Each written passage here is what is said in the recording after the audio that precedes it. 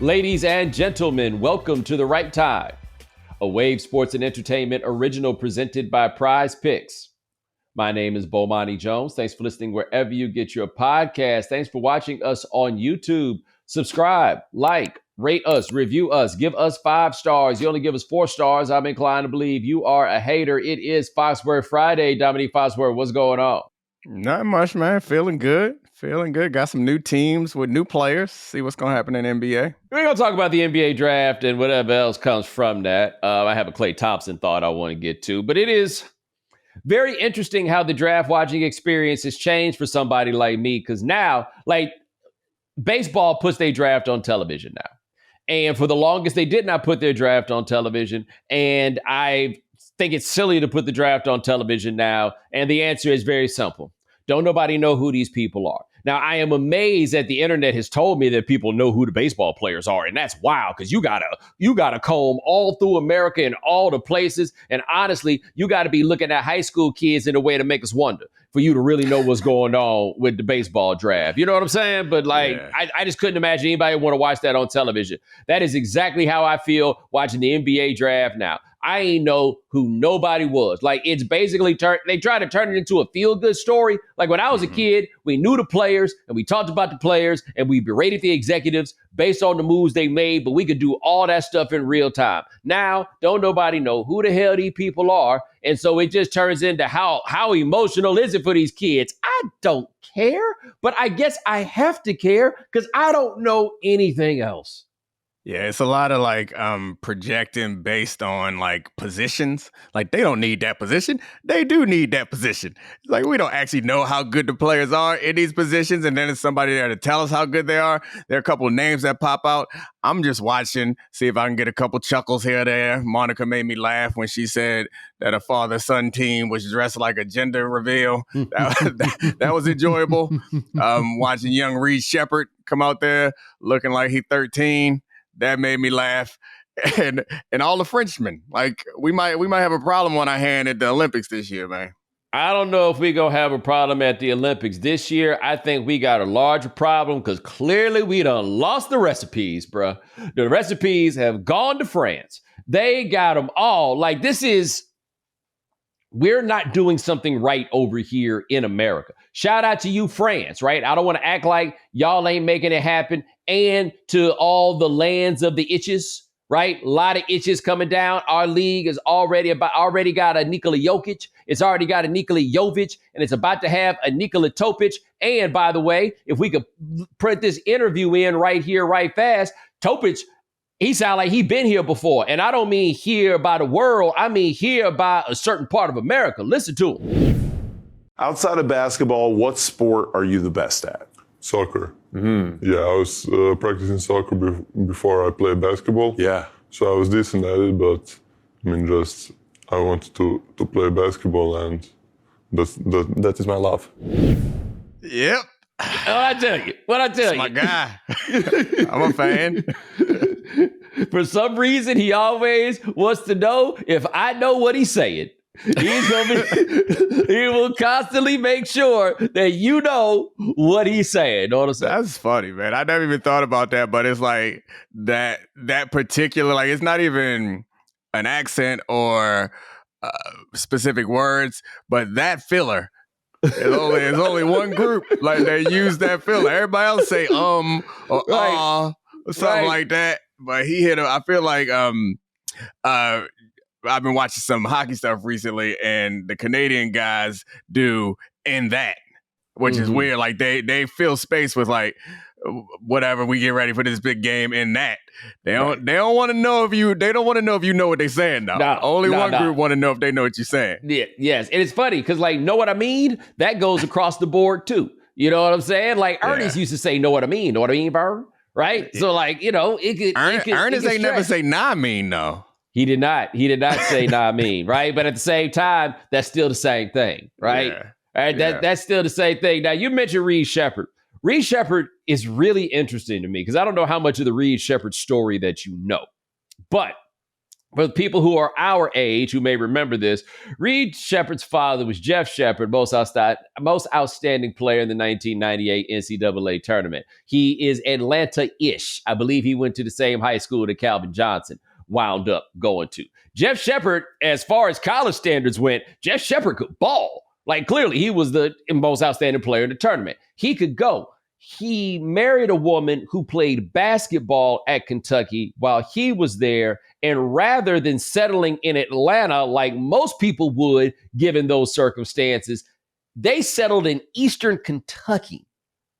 And they had a son named Reed. They also got a daughter who played college basketball, but they had a son named Reed. And it's interesting because Reed Sheppard coming in got a lot of the scrappy underdog white dude from Kentucky treatment because he is from that place. But he, again, is the son of athletes, right? Like, he's got the genes that people act like white people can't possibly have. But if you go and put two of them together, I feel like even white people can appreciate, oh, there might be some natural athletic talent that's going on here. So before we went on, I read a story that my buddy Pat Forty wrote a few years ago, and they were talking about how in Kentucky, the locals were getting tired of Cal trying to go get the one and dones and everything else, and he never recruited the in-state guys. And so the question was Reed Sheppard going to be good enough for Kentucky to recruit because they were tired of one and dones? And it becomes somewhat ironic to me that he became the local recruit that Cal never gets, but was also the one and done,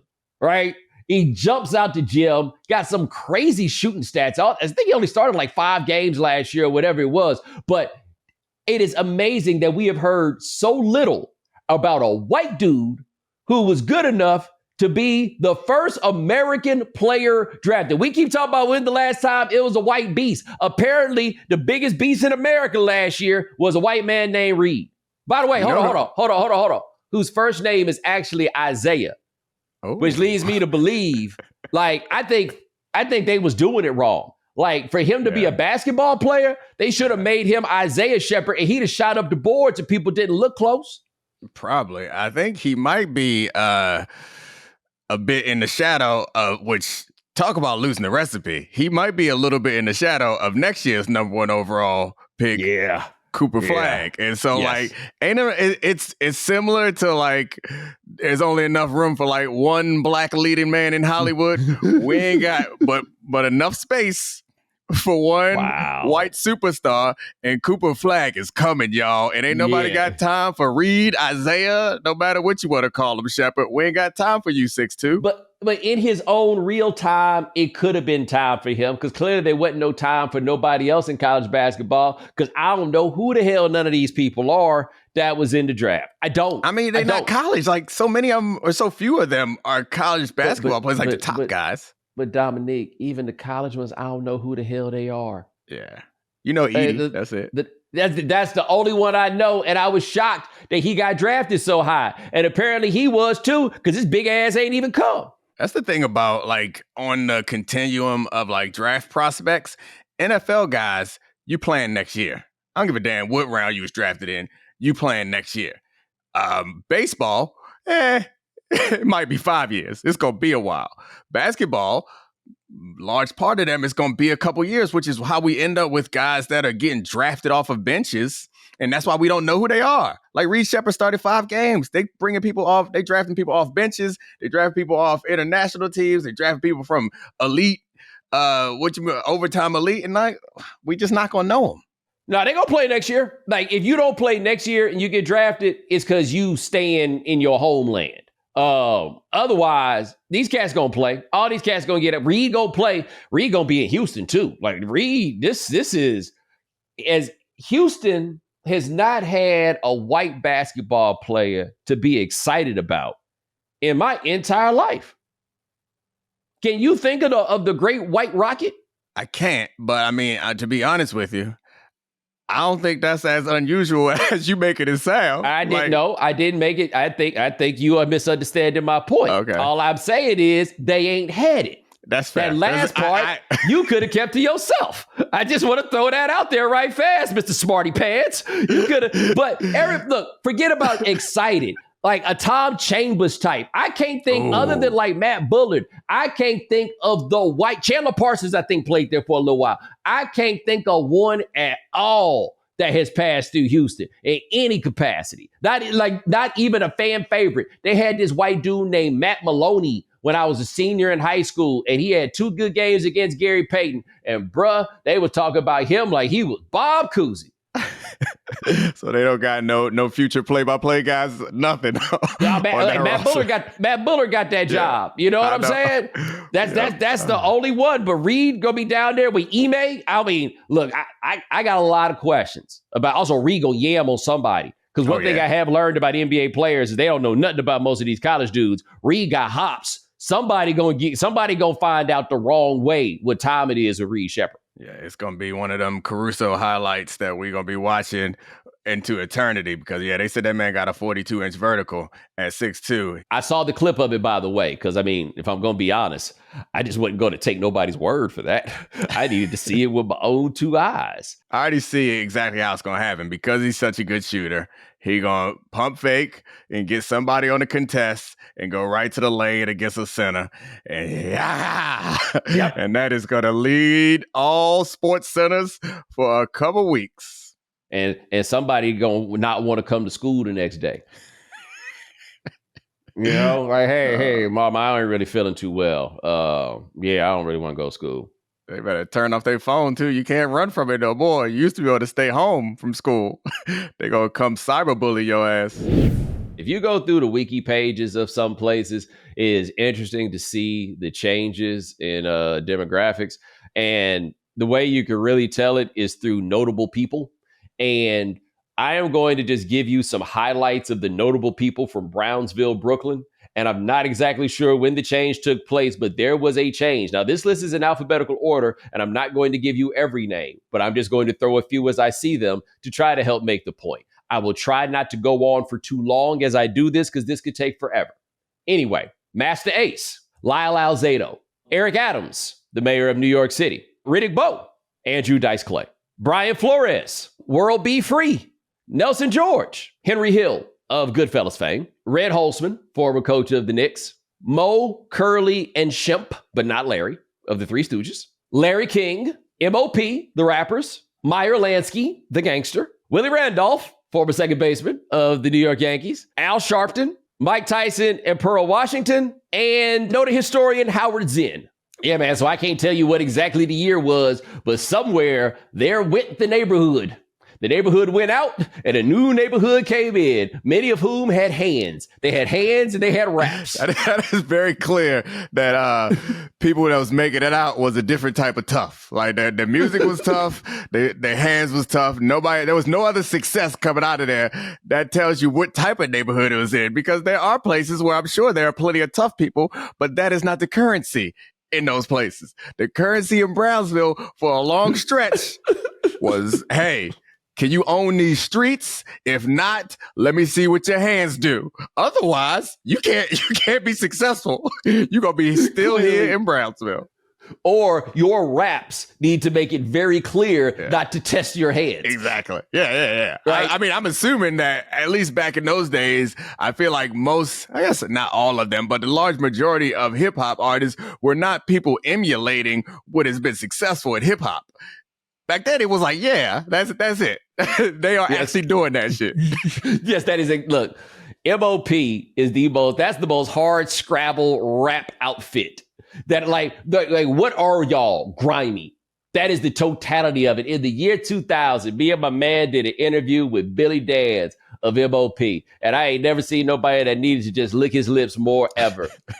He was very nice, just to be clear. But it was also very clear that, like, look, man, these dudes, they hit at the time was a robbery anthem. Yeah. Like, it is amazing how we just sing Annie Up like it's not what it is. A call to arms for robbery. Annie Up. Y'all better get handed over. That's a ridiculous song, but you put a hot beat behind that thing. What is the other Busta Rhymes, other remix of Busta Rhymes? If you want to act stupid, gun butt that fool. Hey, man, that's a quick way to turn that into Murder One. Like, if you just want this to be a robbery, I mean, if you want to pistol whip him, that's one thing. But gun button that is not the same thing as a pistol whip. And, and I feel like with the pistol whip will certainly like aggravate the situation, but at least the pistol whip will imply that there was some emotion involved. Because as my man Larry Lang say, pistol whipping is always personal. Well, I mean, I'm not steeped in the culture enough, I guess, because I don't know the difference between a gun butt and a pistol whip. Gun butt, you use the bottom of the gun, right? Bam. Yeah, the butt of the gun. I feel like with the pistol whip, you just whipping them with the pistol. So it's just like a slap with a pistol. It doesn't necessarily have to be okay. That. At least that's my. I'm just using words. I have not been a witness to a pistol whipping or a gun button, but I feel like specifically a gun button is a quick. That's a quick path to murder one. So a gun butt would be it's like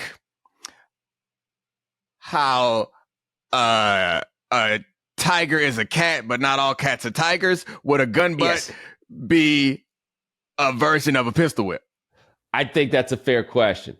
I also am trying to imagine the sheer terror. Someone has pulled a gun on you. The good news is he's not going to shoot you.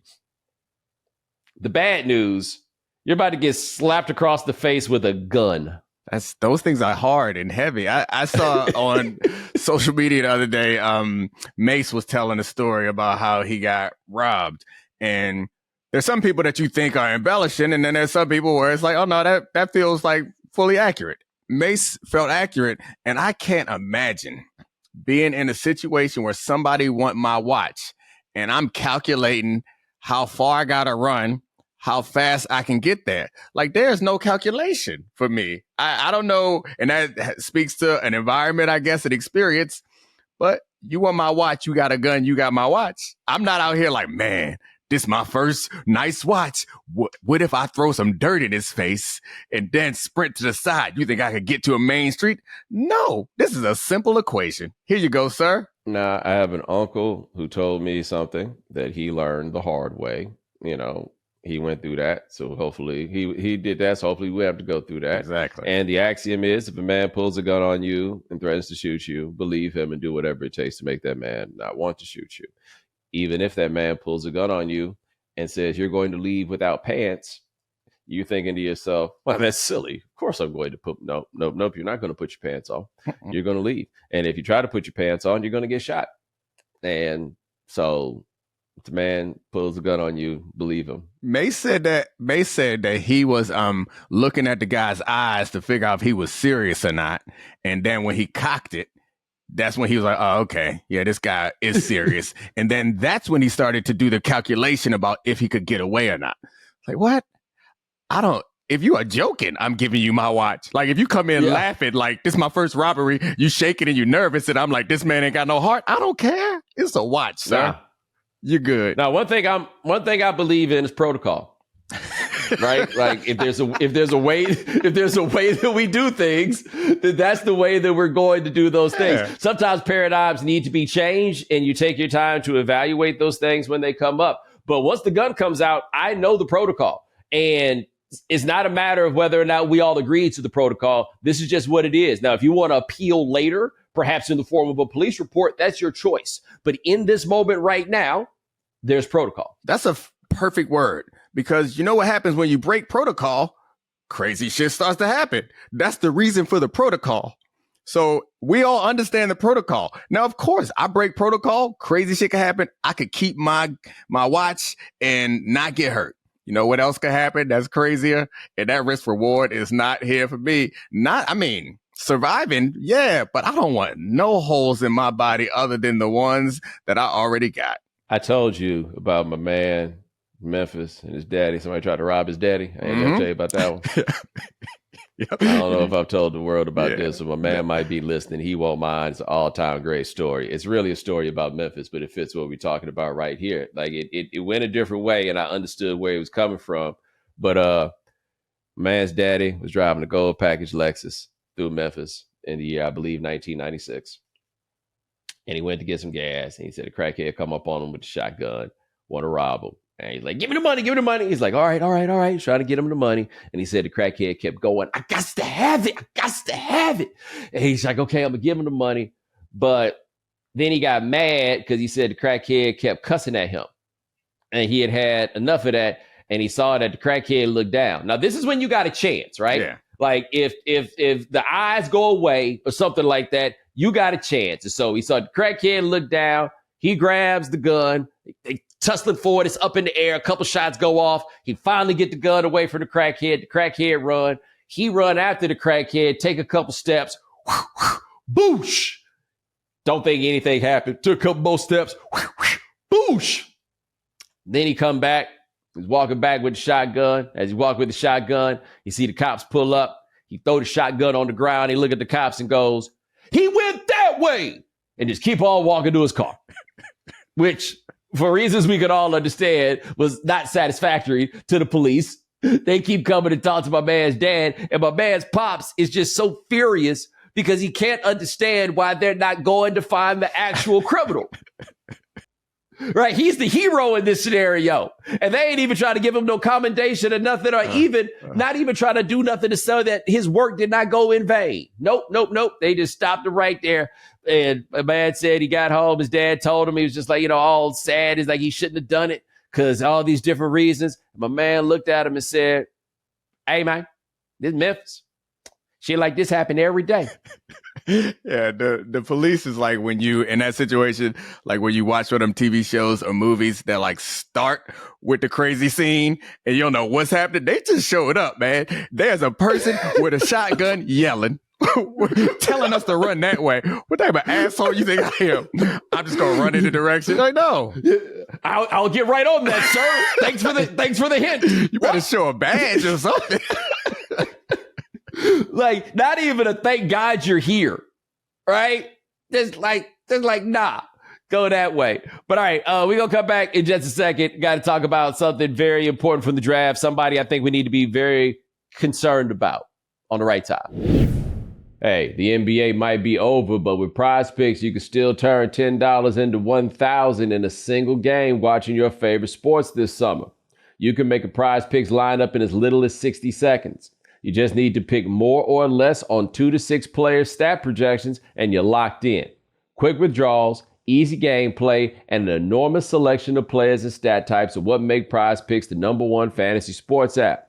But rather than hear from me, let's talk to somebody who actually uses Prize Picks. Sean, how's the picking been going? Bo, even with the NBA over, I'm still out here making picks with the WNBA, MLB, and even sports like golf or cricket. And, Prize Picks has me covered throughout the summer. So, to all the listeners, make sure you tune in to the end of the show to hear my picks for the day. All right, there we go. So you make sure to go to prizepicks.com/Bomani and use code Bomani for a first deposit match up to $100. That's prizepicks.com/Bomani. Prize Picks, daily fantasy sports made easy. All right, Domonique, we know so little about the draft. All we did is talk about all these fresh people, but we ain't even talk about Zaccharie Rischere, the #1 pick, going to Atlanta. I was talking to somebody in the NBA ecosystem, and he told me that he's afraid that it ain't going to work out so well for the dude. Yeah. And I asked why, and his explanation was very simple. He had a ventriloquist doll suit on and no watch. And Atlanta is going to eat him alive. Like, that boy had that. Like, Victor was clearly ready for his close-up, right? A lot of work had been done to get Big Vic ready, and he was ready to. I bet Vic was disappointed when it turned out he ended up in San Antonio. That boy was ready to be in Phoenix at the least. Yeah. You know what I'm saying? Like, he had planned to be somewhere with some people. He wound up in San Antonio. Okay. This dude right here, he the one that need to go to San Antonio or somewhere else. Like, his English game wasn't all the way up to par, but it's cool there because what that means is he gonna learn English in Atlanta. And I can't wait to hear what he sounds like with a little bit of seasoning on his escargot. You know what I'm saying? When he's like, excusez-moi, Shotty. Shotty over there told me some things. Oh, gosh, it's going to be a great combo. But yeah, again, we don't know a ton about these players, but the short little bit that I read about him, it ain't that promising. Like, he's, it's the potential stuff. It's a lot of potential. And you draft guys for potential in the NBA, which can backfire on you. So Atlanta, they done had a rough go at it, man. That one playoff run where they was giving it to the Knicks, other than that, it ain't much to be excited about down there. Here's what I'm saying. Based on what I'm looking at from this draft, the Hawks had 3 choices. A French dude, another French dude, or a 6'3" white dude. That's what they had to try to. They had to pick one of those to go sell to the public. They had to go in front of their fans and tell them to get behind one of those 3. Yeah, I mean, I don't think he's even quite 6'3", and they don't need a guy that, I mean, again, I don't know if they're good enough to be drafted on needs, but what you can't do is draft a guy who potentially plays the same position as the one kind of star that you have, right? Like, I guess no one thinks Reed Sheppard is a true point guard, but he a 6'2" guy who shoot a lot. Like, that's going to be real hard to put next to Trey. Well, look, if the Hawks know what's good for them, they get Trey Young. You know how I feel about this. I don't think you're going to do no winning with Trader Barge. You got to get him out of there as soon as possible. But at least they're going to give us an anthropology experiment, a sociology experiment. I don't really know the difference between those things. I just know that Rischere is going to be coming down to Atlanta, and I just want to know who he start hanging out with, like what places he winds up in, who's going to be the first person to take him to Magic. Because I ain't going to lie to you, man. If I was in the NBA and a dude from one of them other countries came, I would always want to be the one to take him places he ain't supposed to be, right? Or he think he ain't supposed to be, or like let there be an actual shawty on the team, an actual local. Yeah. Like I need somebody to have him out here in places where he's like, yo, what's really bone? What's bone? Get bone. I mean, ain't it like, I don't know. I assume that a lot of the most like interesting parts of American culture are like they're aware of them. You know, like I can't imagine that you could be in this day and age and be shocked by an Atlanta strip club. Even if you from France, you know what is happening in Atlanta strip club. Domonique, yeah. No, you don't know until you go. I'm from this country. I found myself pretty shocked by a couple of them. Yeah, but I'm saying the first time you went was a long time ago. Like we were talking about how Not Like Us spread faster because of like where we are in culture. Like I don't believe that he don't know what's popping in an Atlanta strip club at this point. No, I believe he thinks he knows what's popping. Okay. He don't know. I tell you this, I bet he don't know what's popping at the Atlanta strip club when you play for the Hawks. Like, it's one thing just rolling in here as I am, and, you know, no disrespect to you and your football playing brethren, but like, you like somebody got to tell them that y'all the football team unless y'all all come in there in sweats. This dude about to roll up in that bad boy. It's going to be, hey, it's that French dude with millions of dollars in his pocket. It's going to be something different. It's going to be something different than I've ever seen before.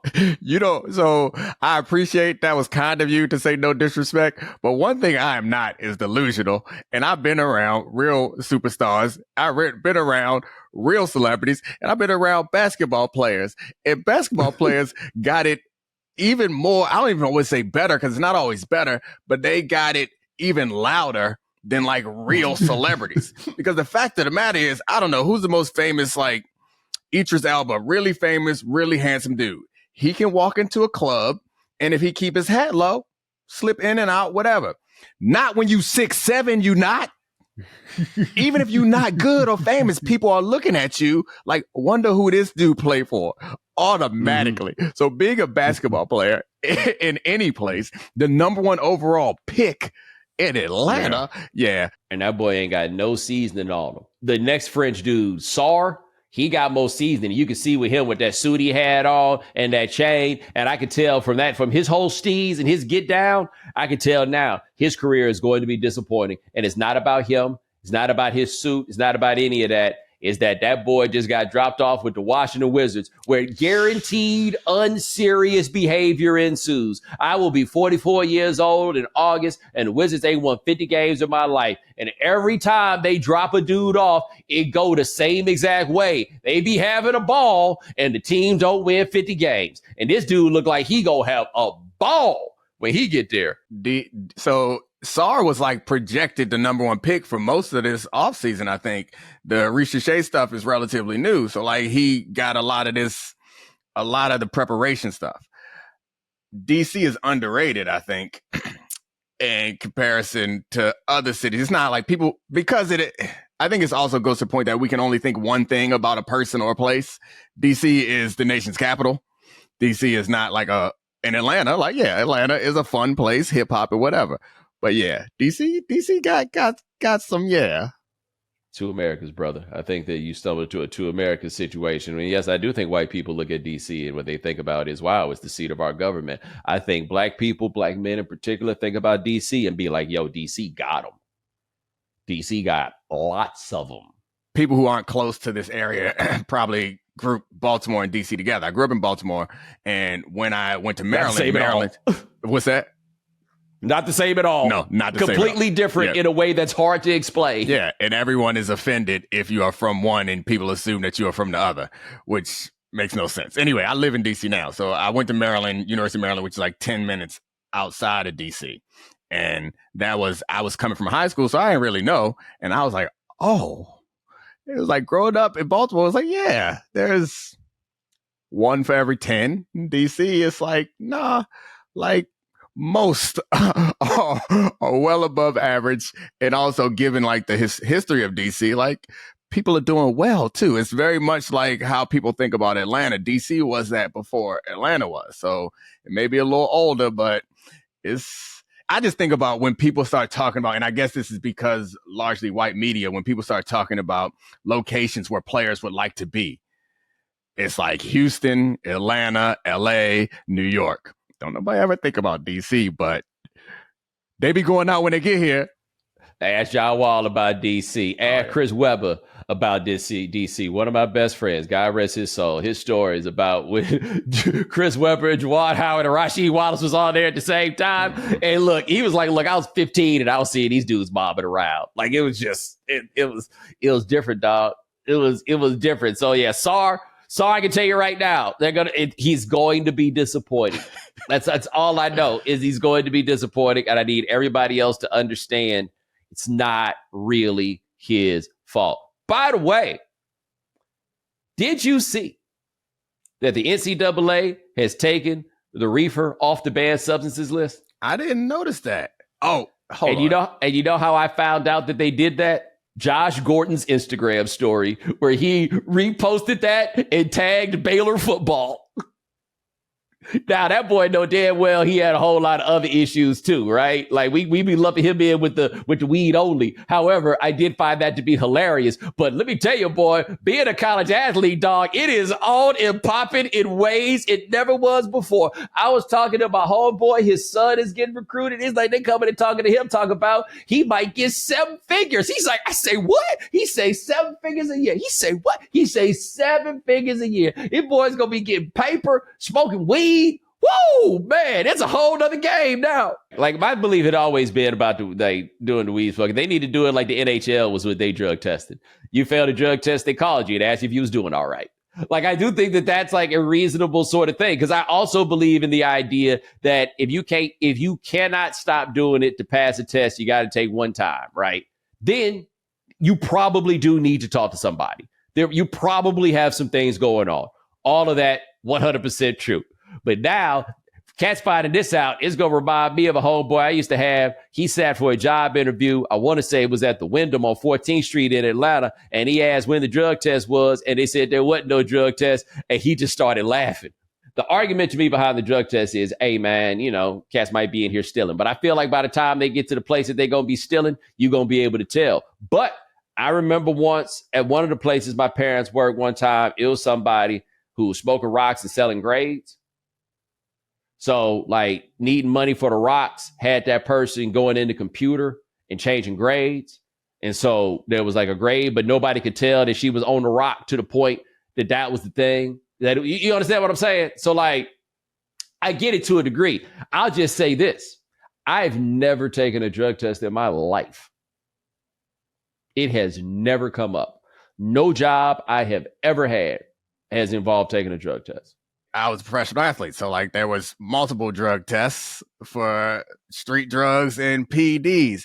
And maybe this is me showing a little bit of naivete, but the reason why I think that you don't need a drug test is because I guess I've never noticed people who are highly functioning on the scary drugs. And so I imagine that your example of the woman who was selling grades, like she was on the scary drugs that make you act out of character, but she was functioning high enough to allow her to deceive people. But I always think that it's a binary. You are a weed smoker, which you can like fit in with most people. You drink a little bit. All right. There's a line. Then there's crackheads, heroin addicts, meth heads, like all the people on this side. I just always assume it's obvious. It take a hold of their life in a way that when you ain't fooling nobody, I don't need none of your urine, your hair, or your blood. It is your behavior that's telling me that you got to go. I know that you don't need to do drug tests because I ain't never had to take a drug test in my life, which is to say, I know you don't need this drug testing because no important job drug tests. The only important jobs that drug tests are where it like really matters, like pilots. You know what I mean? Like when you start talking about stuff like that, I'm kind of like, oh, okay, I see where you coming from. Otherwise, don't nobody care. They just doing that to hassle people, wasting all that money just to hassle people. That's all it is. And so they decided they're not going to hassle these boys no more. But you are correct. Ain't nothing. Everybody knows the dude. In fact, they may be our joint for the call in for people. Everybody know the dude that smoked the way out of school, smoked and played spades all the way out of school. It don't take long either. It don't take long. Yeah, and I mean, this might be a weird way to look at it, but that dude saved himself and his parents or whoever is funding him some money. And maybe he's more mature later down the road.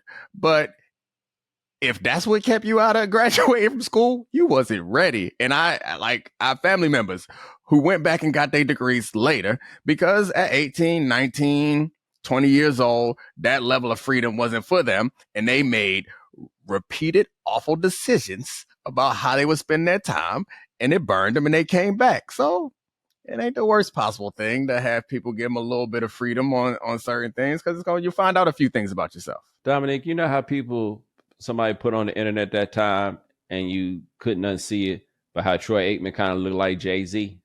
Yeah. Somebody did the same thing with Alex Sarr and Caitlin Clark.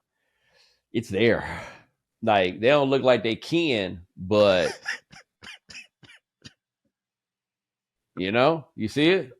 If you find a little bit, those cross-racial lookalikes, because it's just like our brains are not, it's like those things where if you squint your eyes, you see two different things. Like our brains are not designed to see it, but once you see it, you're like, oh yeah.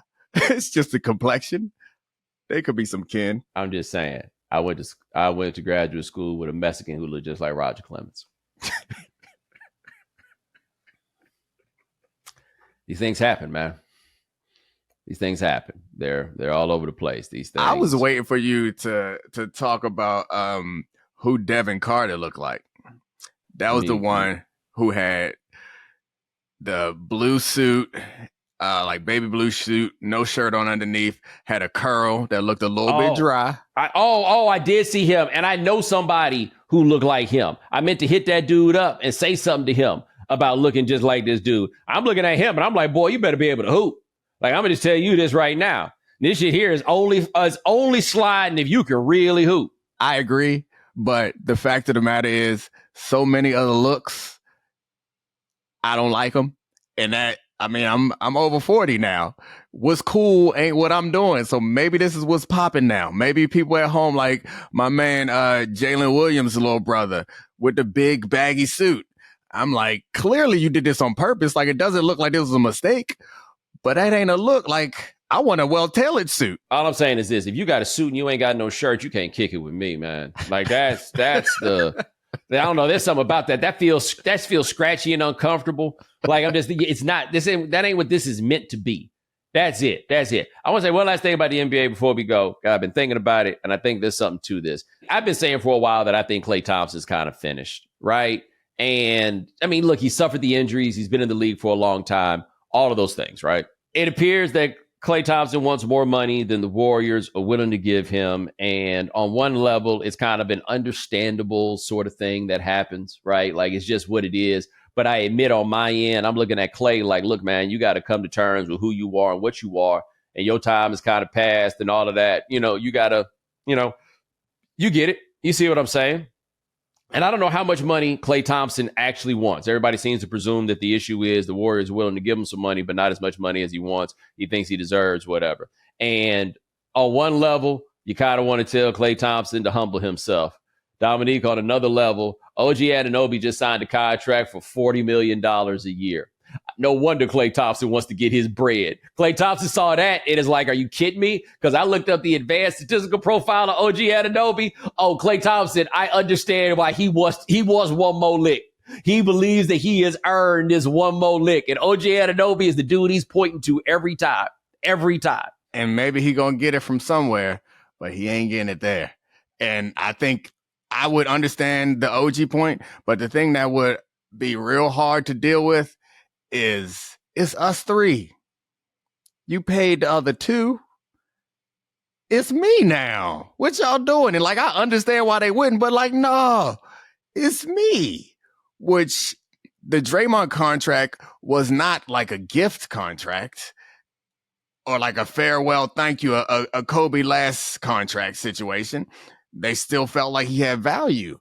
The Klay contract would definitely be that. And you know who you do that for? Do that for Kobe. You do that for, Steph Curry. If Steph Curry want to do a couple years where he just padding his pockets, by all means. It's real hard when you have Steph Curry still playing at a high enough level that we all believe with the right pieces around him, they could make a run. That's it. And so you got to kind of make this move. And it's sad because I understand both sides of this. It makes sense. And this is where I think Curry having like demonstrated that he's not going to be too active really helps him out. Because it's real hard if it's your man that go up there and be like, nah, y'all have to move on from bruh. I bet Klay mad. I bet it's hilarious. I bet when he get to talking about that contract, that is the funniest thing in the world. I wish I was cool with him just so I could find reasons to be the one to send him to Lake every time somebody got some money. I mean, it could even be Paul George. Yeah. He ain't trying to. Oh my God! I bet he gets to be bro. It's hilarious. He's got to go out on his boat, man. It helps him relax. Or he start counting out the rings like he do to the crowd when he get mad. He'll come back and apologize later. He know he's tripping. So, like, I made the point about how it's nice for Steph to be in a position where no one feels like he has to step in. But we all know he has the power. I wonder what Klay is saying to him, because like we assume that they boys and that's your boy, you would go to complain to him. But you also know that your boy got the hammer. And if Steph say, and maybe I'm wrong, but I think if Steph say, we need Klay back, give him what he want. And Klay knows that, right? I think that's possible. But it's a couple things. Number one, Steph can count, right? Steph trying to put together a winner. Steph knows how this cap thing works. He know that's probably not a good idea. Number two, I could be wrong. I don't know Steph. And so I'm not going to say this specifically about Steph. I'm just going to say that there's a possibility that Steph is a dude that many of us know, which is he real cool, but he ain't giving up a dollop of capital for any of y'all. He hey, I ain't got nothing to do with this. I know a few of those people. I've worked with a few of those. Like, hey, it might be really helpful if you went in there, hey, I don't really like to get involved in business, right? That's kind of something tells me that Steph could be that person. I'm not saying he is, but he could be that person.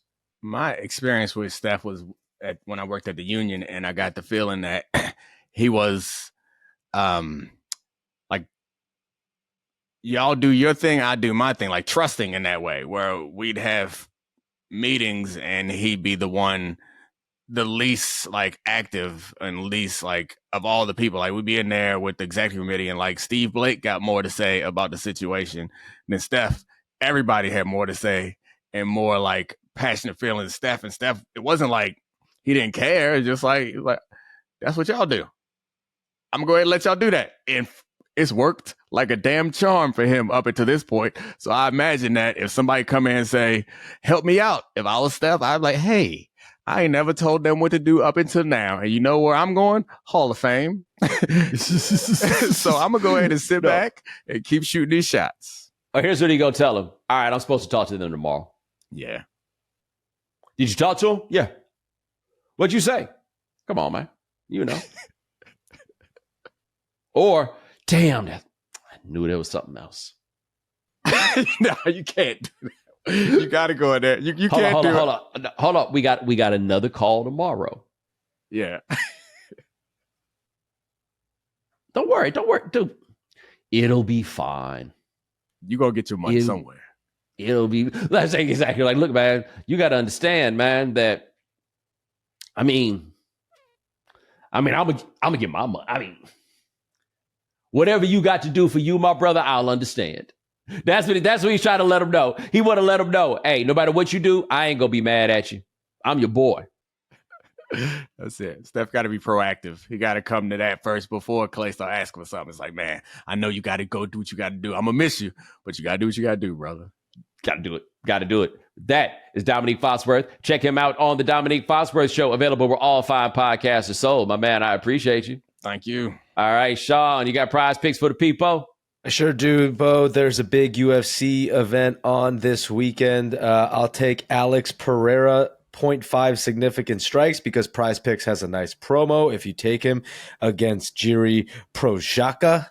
I think I'm saying that right. And then on the next one, Ian Gary, a.k.a. The Future, going against Michael Venom Page, 59.5 significant strikes. I'll take more there for the Irish Phenom. There we go. And ladies and gentlemen, thanks so much for joining us here on The Right Time. We do this 3 times a week. That's Sean Yu. He handles everything behind the scenes. Thank you, sir. Also, hit our voicemail line, 323-596-7767. Tell us about the least hard-working person that you saw in college. Whichever form of lazy works for you, go ahead and let us know. I like the guy who smoked a spade his way all the way out of school. But whatever works for you, you know who that person is. 323-596-7767.